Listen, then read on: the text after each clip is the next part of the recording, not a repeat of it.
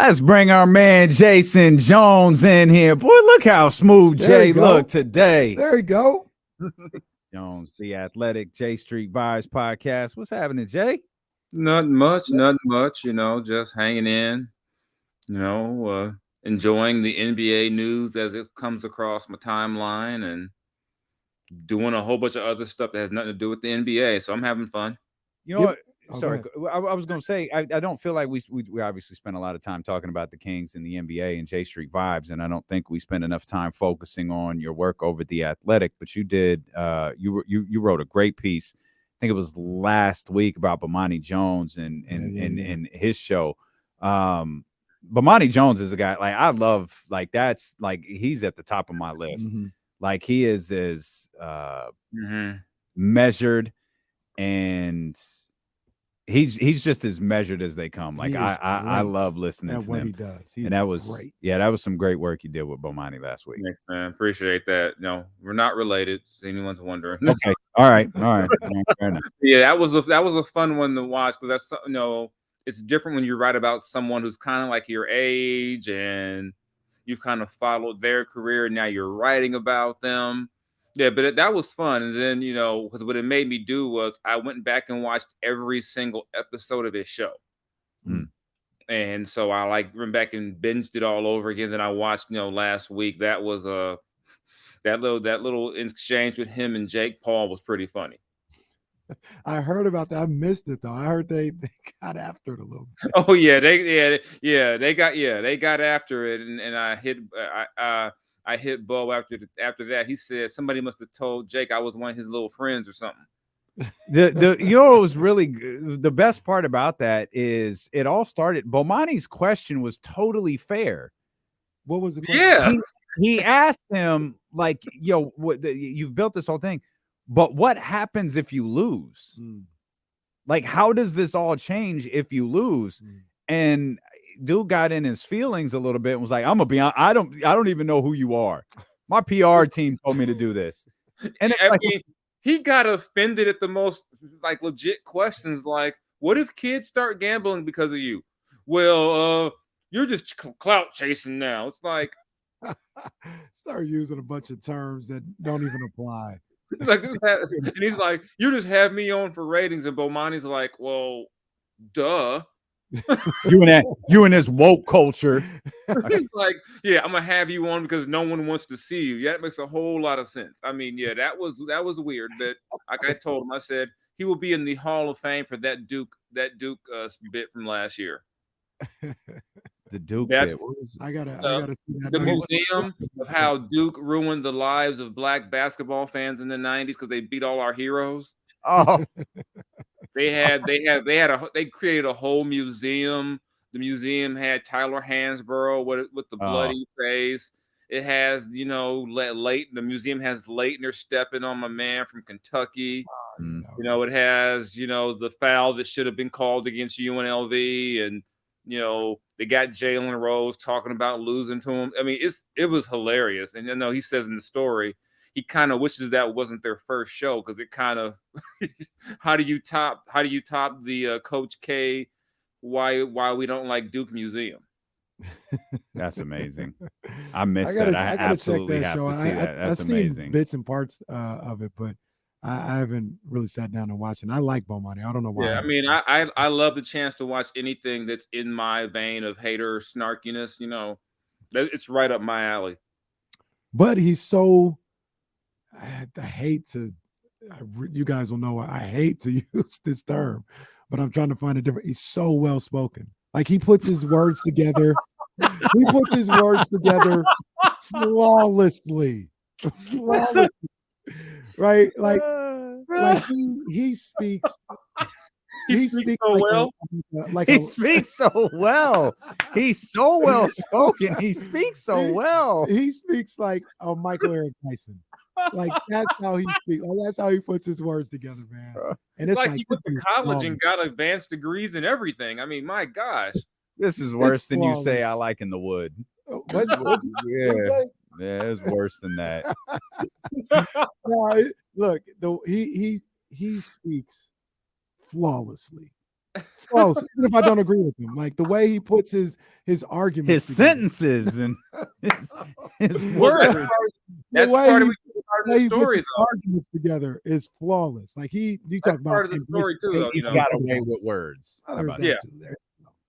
He's a wordsmith for real, yeah. And that's what I'm talking about. He's like, it's kind of tough to hand your idea to a room of comedy writers and then get it back and be like, yeah. Or as he put it, I don't know if it made the story, but he kind of said it's kind of interesting when you're a black guy with like certain type of points of view. You hand your thoughts over to this room, and then you get to see how they kind of view you, and you're like, that ain't funny. And they're like, this is hilarious. It's like, no, can't use that. Can't use a Trevor Bauer joke. No, can't do that. I'm not that good. Goodness gracious. Make sure you check out Jay's amazing work over at The Athletic. And of course, you can check out his podcast that he co-hosts with Kenny Caraway, J Street Vibes. Kings get a win last night.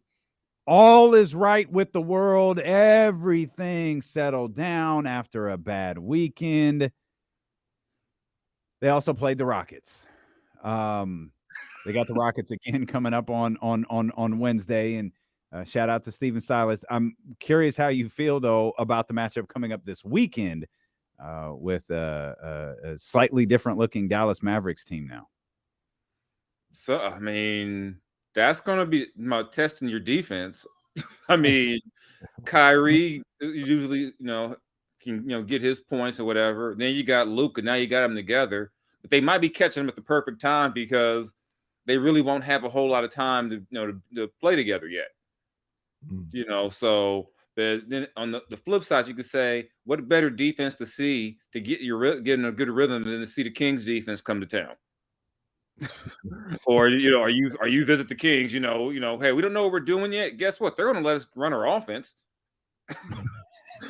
This is an opportunity to run your offense here. You get to run through it, get familiar with it. Yeah, hey, Kyrie, you're going to get some good looks tonight. So just go ahead, see what you and Luka can figure out. But that's going to be an interesting thing because making like you can say on the podcast, Kyrie's better than Jalen Brunson, but Kyrie's always been kind of I won't say he's been an alpha because when you play with LeBron, you're always going to be secondary to LeBron. But I think we all know Kyrie kind of wants has a really I'm a number one type personality on that team. Does anyone touch the ball besides Luka unless Luka's like not in the game? I mean, yeah. They run. It's like the old James Harden in Houston on steroids. You thought James Harden dribbled the ball a lot. I mean, Luka gets the ball and we're going to come set me a screen, and you know what? You better be ready to catch and shoot that thing. I can't see you parking Kyrie in the corner or Kyrie just standing around waiting. So I'll be curious to see how Jason Kidd makes that work. Was that Fresh Prince when was Carlton and Will Smith fighting for the ball? Yeah. Yeah, in the middle. Carlton stole it from him right before the big heave that everyone uses. He stole it from Will. That's going to be Luka and Kyrie. Very well might be. Kyrie going to be fighting each other for the ball. Tim Hardaway Jr. over there like, hey, I was open. Those guys are just going to leave the floor. It's just going to be Kyrie and Luka out there together. Just 2-on-5 every night. What all-star team is Kyrie on now? I forget what happens when you get traded. Well, remember they draft. Yeah, they so it doesn't matter. He's still in the same pool, yeah. Yeah, they'll just and he'll get drafted. Oh, is he still a starter? I mean, well, yeah, because you could. Team LeBron.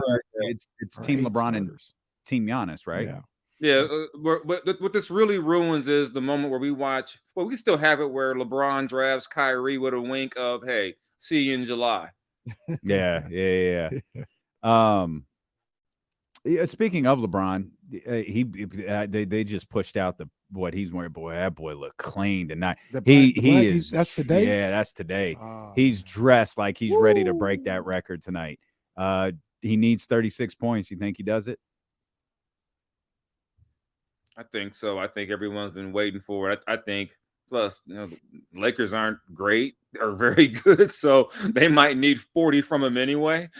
So, yeah, I think but the other theory is, what if he kind of drags this out so he can do it, against Giannis? I'm like, but Giannis isn't really his rival like that, so I don't, see that. I think, go ahead and knock it out. I mean, he's been getting 30 plus pretty regularly. I can really see it happen. Russ and Pat Bev going to take the first 12 shots of the game. That'd be amazing. Pat Bev, like, man, get on my back, bro. I'll lead you to the all-time scoring record. Get on my back. I can see it right now. Pat Bev catches the ball, looks at LeBron, and waves him off. Like LeBron's at 35. Like they freeze him out at 35. Dennis Schroeder decides wide open. Russ pulls up for 30. He's under the rim for a dunk, and Russ is like, "Nope, you wanted me traded." I'm telling you right now, LeBron James is dressed to break the record. You don't dress like this for a regular night against Oklahoma City. He looks smooth. That boy breaking the record. I gotta steal that look. Yeah, I gotta steal that look. I gotta have that. I haven't seen it yet. Yeah. Oh, it's just all black, but that's a man. I'm still in that look. That's a man coming to break the record. He's not waiting around. He's like, let's do this. Yeah. That's a big moment. Like, I don't feel like that we've got the game here on ESPN 1320. Like, don't be in front of your TV, be at your radio tonight. This is a historic moment. Like, don't take LeBron James for granted. Yeah. He's about to break a record that was set in 1984. And there is absolutely no sign of someone in this league who's going to break the record he's about to set. Literally, the person who's going to break that record probably isn't alive. Right. Right. Probably not alive. And I'm laughing because it's true. It's whoever the Lakers are going to use that 2029 first round pick they held on to for so long. He's like in middle school right now. And the crazy thing is, LeBron, I mean, he got another 2-3 years left in him at least. At least. Yeah, I mean, we've never seen anything like this. I mean, we've never seen anything like this. I mean, he's 38, and yeah, I saw the graphic where they matched up his numbers from like 10 years ago and how they're almost identical. Yeah. And it's just like, this is just, at least they went out and got him, a great team to play with, say. I've seen like graphs and graphics of his numbers throughout his career, and they're like the same. You want to talk about the model of consistency. It's like 28 or 29, 7 or 8, 7 or 8 every single year to this day, like from rookie year to now, no drop off, nothing like that. It is, Jay, we was talking about it earlier. He is probably the only athlete that I could think of, maybe Tiger, but those two that have been better than the hype. LeBron's better than the hype that was placed on him before he came into the league. Yeah, I remember the first time I saw LeBron play, he was in high school, and I said, "Oh my God, that's Magic Johnson if he was a freak athlete." And Magic was, Magic was Magic, but Magic wasn't jumping over people dunking on him like that. A little stiff. A little bit, and everyone was trying to throw the Jordan comparison in, and I was like, "That's Magic." That's like Magic 3.0. That's not Jordan. That's Magic. And then you look at where he's going to finish, number 1 in scoring, top 5 in assists. He'll probably be in the top 20 in rebounding. Yeah. I mean, that's insane. I mean, that's ridiculous. And it's the greatest of all time is what it is. Yeah, like Steve Kerr would say, let's not act like guys who played later on and have greater advancements aren't better than players before them now. We can't do that. Remember? We can't we can't remember. I mean, I try to give people this visual. I said, think about this. LeBron is like the size of Karl Malone, but he runs like a guard. Like LeBron is like what? Jason Witt. He's like an NFL tight end. That is ridiculous. I'm with you. I'm with you. Tyler Jennings brings up a great point in the chat, and forgive us. Clearly, Keegan Murray is going to be the guy who That's a will great point.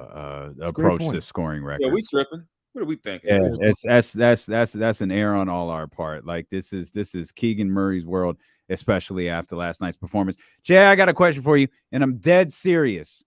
Do you believe there is a such thing as a rookie wall? No. Thank you. All right. Thank you. As Isaiah Thomas once said, y'all only bring that up when we have a bad game. All of a sudden, there's a wall that we done hit. He's like, no, I had a bad. I don't buy that they get to game 50 and all of a sudden forget how to play basketball. I mean, I think, is there a such thing as guys getting tired? Yes, but the whole idea that you get to a certain point of the season and every rookie's terrible, I don't buy that. I don't buy that at all. I mean, they put too much time and money and all the other stuff into these guys to where, hey, a guy's gonna have some bad games, but I mean, even if you were in college, you'd still be hooping. It's not like you played 30 games in college and then just said, I'm gonna stop playing. Right. We'll see you next year, basketball court. It's like, oh man, oh my God, this April, I can't play again for 5 months, because if I do, I'll hit that wall. I mean, there's something to getting used to the travel and all that, but I mean, like I said, all the players would tell you, whenever they start bringing up the wall, that's someone looking for an excuse for just not playing well. So what happens when it happens to a vet? Are they hitting like the year 4 wall? Like, I think because you got the All-Star wall. These guys are ready for the All-Star break here. No, I do believe in that. I don't think that's a wall. That's called Cancun's calling me. That ain't a wall. I think, yeah, absolutely. That's just sick of being around the same people over and over. Jesse can't wait for Friday to get here just because he's sick of being around us. Like that's just the way this is. Like there ain't nothing wrong with that. Yeah, I've seen some games where I'm like, oh, they so ready to get out of here. When that last game is on the road before the All-Star break, them dudes got flights. Oh, them dudes got flights. That's always the best game to watch. The very last one before the break. I was just trying to think too, man. The Kings, I think they're on the road before the break. I remember a few times you're on the road. One time they was like, "You want to fly back with us?" Lose. They're like, "You want to fly back with us? We got 5 people on the plane." Because like no one. It's like only like the older guy on the team who has like a kid at home is going home. Nobody else is going home. Harrison Barnes is on the plane. It's like Harrison and like it's like Harrison, like security, Miguel going back with the equipment and the train. It's like everyone's like, we're out. Kevin Durant will not play in the All-Star game next week. According to our good friend Chris Haynes. So Kevin Durant. Yeah, Kevin Durant out. Steph Curry not officially ruled out, but out. And there seems to be a growing sentiment that Zion Williamson won't play in the All-Star game. So De'Aaron Fox is going to be an All-Star. Yeah, you would think. Hey, remember I said last week they like to throw you a curveball with that one guy who you weren't thinking about. Yeah, they already did that with Jaren Jackson. That was a knuckleball. That was a spitter. That was illegal. Watch them take Anthony Edwards and Anthony Davis just to screw with everyone. Well, but if there's 3 spots, that's who the 3 spots are going. Then they'll take like Pascal Siakam. Oh, that would be. We'll be like, we need a big spots. I know the Jalen Brunson's going to Salt Lake City. Well, look, I know. Oh, wow, that's a name. But that's real. I know they pick schoolyard style, but I would think Kevin Durant's replacement has to be an Eastern Conference guy. That's what I would think. It'd have to be a guy from the East. That's why I'm like Pascal. It's Jalen. Jalen or Pascal. Some people think Pascal. So apparently, Willie Green said Zion will be out through the All-Star break. So spots in the West. Come on down, Aaron Gordon. Wow, it's that's not funny. To me, this is not a century, De'Aaron. It's not a cinch. I mean, I think to me, part of it is just that even the voters still kind of look at the Kings like, well, yeah, they're the Kings. And like, we gave them one, let's chill now. And, and then they'll say, well, if Memphis gets two, and Memphis is a whole different story out there, and it's like death row records of the NBA now. And then you got Denver only has one. Adam Silver might say, you know what? Let's reward Aaron Gordon because we stole 2 dunk contests from him. Well, he definitely don't need to be there. But I thought I heard, I think it was James was talking about it. Isn't it the coach or the commissioner, Adam Silver, goes down the list, but he goes down the list. It's not like he can. He doesn't have to. I don't believe Mike Conley was next on the list. Like he can deviate from it. I think in most cases they go next, right? Which I think was De'Aaron, Anthony Davis. I think in the 2 groups of forwards and guards, that's how it played out. He could decide, you know what? We let him keep the team in Sacramento. Go ahead, Anthony Edwards.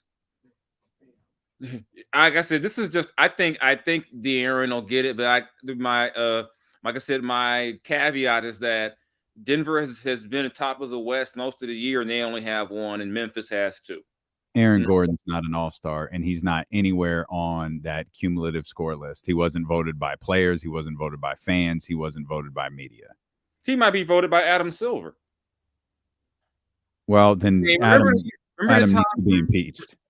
Yeah, remember the time Adam picked Dirk, who's on his way to go on vacation and didn't even want to go? What Shemezi say? Dirk. Shemezi was trying to start a riot. I'm not going to say you shouldn't do it, but I'll sit back and watch. I'm just saying I could see it going so many different ways. Because even before this last one, I said I could see De'Aaron getting squeezed out because there's going to be one guy we're not expecting. Like you said, we got Jaren Jackson. That was your one. So I still think, honestly, I don't know. Because I didn't see Jaren Jackson getting in. But it wasn't the most egregious, craziest thing I've ever seen. I wouldn't say all that, but yeah, that one was kind of interesting. Yeah, like I said, maybe they were afraid. Like I said, Memphis is like death row. They out here got their homies walking up the court on people. They gonna go run up on Shannon Sharp. I'm glad you brought him up because you're our NBA guy. What's your thoughts on this whole Ja Morant situation? Like, me and Damon be like, yo, he's got to stop this. Like he's got to kind of put his foot down with his dad and his boys and be like, yo, I got to chill, man. Do you think it's being overblown, or is he in danger of doing a little too much here? Well, I don't know about the off the court, the whole laser thing, whatever that, but your homies can't be walking up on the court on people. Mm-hmm. You can't have that. Well, neither can your dad. Whether even your dad got to chill too. I know, Usher and his home, whatever, they got to chill because it's going to who it's going to hurt. It's going to hurt Ja. Mm-hmm. That's right. It's not going to hurt dad. It's going to hurt Ja. Yeah. And if he don't put his foot down, but Ja's done some stuff too. It's not like he's innocent in this. Remember when this is going back a couple of years when they had the you could put your own thing on your jersey in the bubble, and he put F and then over the 12. I mean, he's with it too. It's not. I mean, and these type of things, if he gonna act up, even the tweet, on Sunday, he's like, yeah, man, they banned my brother. Your brother, he went on the court. Oh, man. This is not if free job to a game. He ran on the court. Yeah, they banned him because he's like, they banned my brother. Like they banned him because he walked like he ate too much popcorn. Like he went, no, they banned him for going on the court. And they get to me though. The Grizzlies in general are out of control. I mean, they talk way too much for somebody who haven't done anything. Yep. And every time they talk, they get humbled on the court. I mean, they talked in LA, got humbled by the Lakers. I mean, the Warriors smack them around when they got a G League team. I mean, Denver smacks them around. I mean, how about you take all your attention off of, respect? And what did Josh say? We got the West? No, you don't. I mean, what you say yesterday? Every team, ever since he said that, they didn't got smacked by every team in the West. The Kings smacked them up. The Lakers got them. Everybody got them. It's like, and like I talked about yesterday, and poor Dylan Brooks, he just need to, Oh. Dylan Brooks is more known now for running his mouth and getting laughed at than playing ball now. And his bodysuit tank top. Hey, hi. Memphis is 15-16 in the conference. They run the West. 15. The Sacramento Kings are 18-11. Memphis runs the West. I ain't worried about nobody in the West. West is, if you're the number 2 seed, if they're the number 2 seed, trust me, the number 7 seed is like, we want some of that. Bro, the Portland Trailblazers have a better record in the conference than the Memphis Grizzlies do. The Trailblazers are 11th right now. I don't get it. I don't get it. Maybe maybe Dylan will run up on Shannon Sharp or somebody. I don't know who he's gonna run up on. Maybe he'll run up on our homie, one of our homies in Sac. I don't know. Yeah, Lance. He ain't gonna run up on 50. He ain't gonna run up on 50. I would love to see that. I would love to see him run up on 50. I would love that. Would be great. We could see. But the same way they got Zeke. I don't think Dylan want them problems. He don't want them problems. Monet will show up Monet gonna be at the game too.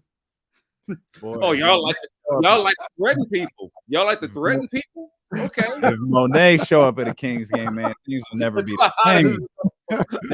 The next Kings Tejada family courtside. The whole Tejada family. Like, okay, y'all like to threaten people. Vivek ain't going out like that. He gonna have a whole cast of power over there.